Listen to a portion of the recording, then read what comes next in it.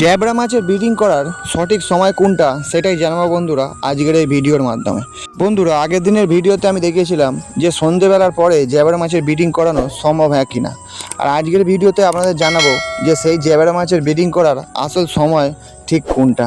চলে এসেছি আমার মাছের ফার্মে। আগের দিন যে জ্যাবরা মাছগুলোর ব্রিডিং করিয়েছিলাম সেই জ্যাবরা মাছগুলো তুলে আজকের দেখবো যে ডিম দিয়েছে হ্যাঁ কি না। যদি জ্যাবরা মাছের ব্রিডিং করার সঠিক সময় কোনটা জানতে হয় তাহলে ভিডিওটি শেষ অবধি দেখবেন। আর ভিডিওটি যদি ভালো লেগে থাকে তাহলে একটি লাইক করবেন আর আপনার বন্ধুদের মাধ্যমে শেয়ার করে দেবেন।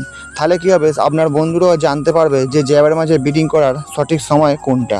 বন্ধুরা, তোমাদেরকে আজকের এই ভিডিওর মাধ্যমে রঙিন মাছের ব্রিডিং সম্বন্ধে কিছু কথা বলতে চাই। ধরুন আমি যে কাল রাত্রে জ্যাবরা মাছের ব্রিডিং করিয়েছিলাম, ধরুন ওরা কিন্তু বেশিক্ষণ সময় পায়নি ডিম দেওয়ার জন্য। এটা কিন্তু ভুল নিয়ম, আমরা শুধু জোর করে এটা করেছি বলে। অ্যাকচুয়ালি তুমি যে কোনো মাছের ব্রিডিং করতে যাও না কেন, মিনিমাম তোমাকে 18 থেকে 24 ঘন্টা টাইম দিতে হবে সেই মাছের মেল ফিমেলকে, তবে সেই মাছগুলো কিন্তু ঠিকভাবে পরিপূর্ণভাবে ডিম দিতে পারবে। যেই ধরুন যদি জ্যাবরা মাছের ব্রিডিং আপনারা করতে চান, ধরুন আজকের বেলা 12টার আগে সেই জ্যাবরা মাছকে ব্রিডিংয়ে বসিয়ে দিতে হবে, তবে কালকের ভোরবেলা ওরা ডিম দিতে পারবে। মিনিমাম 17-18 ঘন্টা ওরা টাইম পাবে। এর কারণ একটাই, ধরুন মাছগুলো হঠাৎ করে পুকুর থেকে আপনি তুলে আনছেন, এসে আপনার চৌবাচ্চা হোক, অ্যাকোয়ারিয়াম হোক অথবা সোলার পেটি হোক, সেই জায়গায় আপনারা ব্রিডিং করাচ্ছেন, তাহলে ওরা কিন্তু একটা পরিবেশ ছেড়ে আর একটা পরিবেশে এলো, তাহলে সেই পরিবেশটাকে মানিয়ে নিতে বেশ কিছুক্ষণ সময় লাগবে। তাই জন্য একটু বেশিক্ষণ সময় ধরেই জ্যাবরা মাছের ব্রিডিং করানো উচিত, অথবা যে কোনো মাছের। তাহলে কী হবে, ওরা একটা জায়গা থেকে এসে আর একটা জায়গায় মানিয়ে নেবে, তাহলে ওরা ডিম দিতে আরও সুবিধা হবে। এর ফলে কী হবে, ওরা কিন্তু প্রচুর পরিমাণে ডিম প্রসব করবে।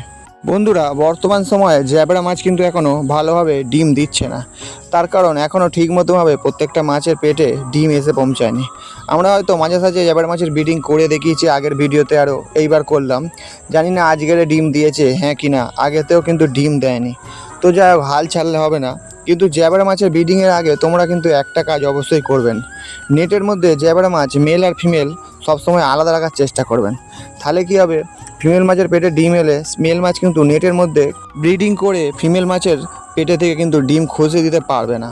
তাই দুটো মাছ যদি আলাদা রাখা হয় আর হঠাৎ করে যদি ওদের কিছুদিন পরে ব্রিডিং করানো হয়, তাহলে কী হবে, দুটো মাছ আলাদা থাকার ফলে দুজন দুজনকে আকৃষ্ট করবে। তারপরে কী হবে, ডিমটা কিন্তু ভালো পাওয়া যাবে। তো যাই হোক বন্ধুরা, এখানে সব মাছ আমি তুলে বালতির মধ্যে নিয়ে নিয়েছি। এবারে আমি মোটরগুলো অফ করে দিয়েছি যে ডিম দিয়েছে হ্যাঁ কিনা দেখবো। প্রত্যেকটা পেটিতে আমি ভালো করে লাইট মেরে দেখছি যে একটা পেটিতেও কিন্তু ডিম দেয়নি। আসলে ডিম না দেওয়ারই কথা বন্ধুরা, এত অল্প সময়ে কিন্তু জ্যাবরা মাছের ব্রিডিং করানো সম্ভব নয়। তো বন্ধুরা, তোমরা হয়তো আজকের ভিডিও থেকে অনেক কিছু শিখতে পারবে। ভিডিওটি যদি ভালো লেগে থাকে তাহলে একটি লাইক করবেন। তো আজকের ভিডিও এই পর্যন্তই, আবার দেখা হবে আগামীকাল অন্য কোনো মাছের ভিডিও নিয়ে।